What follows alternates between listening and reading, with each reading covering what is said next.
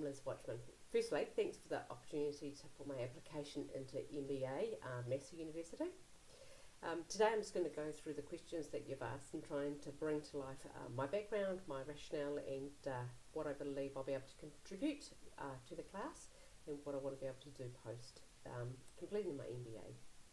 So the question you've asked first and foremost is the key influences in my career to date. I'm fortunate I've had a career for over 20 years, and through that time I think there's two big influences for me. One has been people, and particularly leaders. I was fortunate in my early career to have a gentleman who really saw something in me, and he really set, I guess, a tone for me. He talked about there's some people who will drift, and there's some people who really have the X factor, that they want to be able to get in and go after what they want. And that was very early on, and that person really instilled some confidence and belief in me, and it's something I really valued. And I've also been able to work with some great leaders over my time, as well as a range of leaders, of course. And I also have had some really strong leaders that I've been able to learn and grow from, and particularly also when I was at Fonterra. I had a leader that was with me for 4 years. And Heather was really instrumental, I think, in the access change for me as a leader, and what that meant in terms of my leadership role as an HR professional, and really what that meant from a commercial perspective, and really how to step change, I think, the value that HR can bring into business outcomes. The other aspect is experiences. You know, I have, as I said, I've had 20 years experience with a number of really amazing organisations, and in all of that I've been able to have a look at what works, what hasn't worked, and also recognise that what works in one company won't work in another company, but how do you adapt and grow in all of those experiences, and how do you build from it and really take the best of and take it to the future. So those have been I think my really key influences today. The next question you've asked about is my interests and activities. I have probably a number of interests, but I think one of my biggest passions is absolutely travel. And particularly I love travelling from a cultural perspective. So I have spent a lot of time in Asia. It's one of those things you kind of stumble upon, but I've spent a lot of time in Asia, and I really enjoy just the different cultures, the different experiences. So my life, wherever I possibly can, I travel. Been interested in COVID, because that's been something that's been a bit challenging for me, is not being able to travel. Also, my other interest is absolutely, look, I love sport, I love being active, I love psychology, I love personal development and growth, and I really am. I love food, I love wine, and ultimately some of my interest is just having new experiences. For me, why do I choose Massey MBA? Two reasons. One, I've been living in Australia for 5 years now, and I did have a look at a number of the MBA programs in Australia.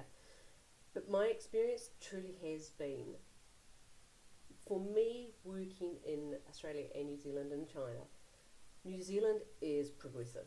It is absolutely a step ahead in terms of its thinking, its innovation, and I really miss that in the Australian context and environment. So for me, being able to do my MBA back in an environment where that is essentially instilled, I think, which will be part of the curriculum with my classmates in terms of the inquiry, that really excited me. So that was a key one, and the other one is it's online. So really, I wanted to be able to do work online, adjusting to my career. I am a GM of people and culture. I, have to be able to have the flexibility. And when I looked at your website and kind of the step change that you've been able to make in the digital transformation for online learning, I thought that looked really fantastic. So those were probably my two really big key rationales for choice around Massey. For me, what's the value I can contribute to my classmates? I've worked for 20 years, I've worked in a number of organisations, and I think it really is a couple of pieces. One, it's been able to contribute that life experience, and being able to kind of provide not just theoretical concepts, but actually how that translates into practicality. What does that actually mean when you translate that into people, processes and systems? And I think the other thing is also, I love to learn from other people. So, part of what I'll be contributing is also being able to understand what their rationale and also probably encourage them. I think we often undervalue ourselves, so being able to really kind of pull through what people have to say and their experiences and validate that. How will I overcome difficulty and tensions in teamwork? Well, being in HR, this is probably my life, to be honest, but it doesn't mean it's not a reality. There's two things I fundamentally believe in. One is respect, and I think most people avoid having conversations. And I think the best thing you can do in terms of respecting someone is to actually have a conversation with them. So whether that's in the sense of the behaviour really isn't showing up, 9 times out of 10, they're not actually deliberately doing that, and they don't actually realise the experience or impact that it is having. So one, I think it is really the respectful conversation, but just kind of saying, hey, this is how I'm experiencing you, and how do we kind of resolve that? And two, it's also having a look at another way of resolving tensions and difficulties is first and foremost going with the commonality. So what have you got in common? What is working? And being able to really recognise that, because sometimes I think we orientate ourselves to a negative bias where actually a lot of it is working, and then it's been really able to kind of get clear about what actually is the disagreement and then work together about how we solve that. So that's essentially how I would manage that and look to engage with a situation if there was a bit of tension. Career post my MBA. So look, as I said, I've been fortunate. I'm in a reasonably senior role, but for me, the MBA is two-part. One, it's an outstanding goal I haven't achieved, and that's really important for me. And this is now something that I'm doing for myself personally, and I'm excited about it. I'm excited to kind of get that next level of learning. I also think it will be one of those courses in which I recognise the application and I guess really confirm a lot of that experience I have. But also too, my plan is ultimately my longer term is I want to be able to get onto boards. And so what is missing for me is I think an MBA, and I think that's one of the requirements, certainly in Australia it is a requirement that I'm recognised as going through and having a minimum of an MBA to be on boards.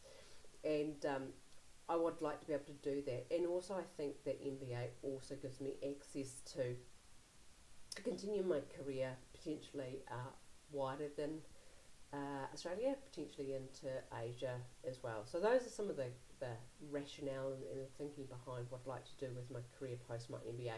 As I said, I've been fortunate that I've been reasonably successful in what I've been able to achieve without a qualification, but this will, I think, cement it and enable maybe a faster track and progression. Look, I hope that kind of gives you a bit of a flavour about my rationale about why I want to be in it, who I am from a high level perspective, and what I'll contribute. So I really look forward to being interviewed in the next step. Thanks so much.